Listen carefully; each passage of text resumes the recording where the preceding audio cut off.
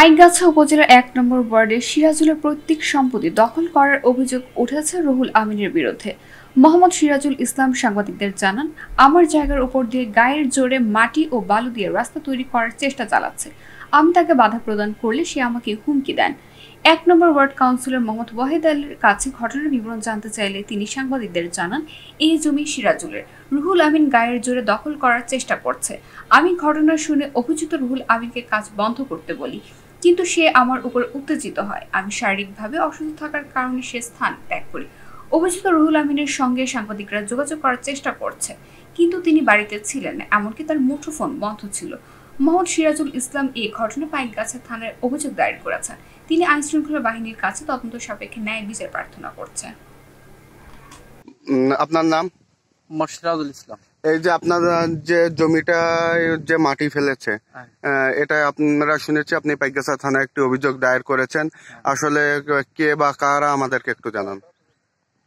এখানে মাটি ফেলাইছে হচ্ছে রুহুল আমিন। জি। আমি মাটি ফেলাইনির পরে আমি আইছিলাম, আইসি দেখি এক গাড়ি মাটি দিয়েছে। আমি ওই মুহূর্তে ওরে নিষেধ করছিলাম যে এইখানে যেন আর কোনো মাটি বালি কোনো কিছু ফেলাইনি হয় না। তারপরে পরের দিন আবার আমি আইছিলাম, আইসি দেখি এখানে আরো ৩-৪ গাড়ি মাটি আইনি, ওরা মাটি ফেলাইছে। আমি নিষেধ করা সত্ত্বেও ওরা মানিনি। তারপরে আমি বলছিলাম যে আমরা এক জায়গায় বসে একটা কথাবার্তা সেটেল করি, কমিশনার এখানে বসাবসি করি, একটা সেটেল করার পরে তারপরে আমাদের ফাইনাল একটা সিদ্ধান্ত হওয়ার পরে তোমাদের এখান থেকে আমরা একটা পথের ব্যবস্থা করব। কিন্তু ও এটা মানিনি। আর যাদের যাদের ডাকার কথা বলিলাম তাদেরও ও নিষেধ করি, ওদের নিয়ে আসেনি। নাম? আমার নাম মোহাম্মদ আলাউদ্দিন সরকার। তো এই জায়গাটা সম্বন্ধে আপনি কি বলতে চাচ্ছেন? আমার যে জায়গাটা হচ্ছে আমার শ্বশুরের জায়গা। জি।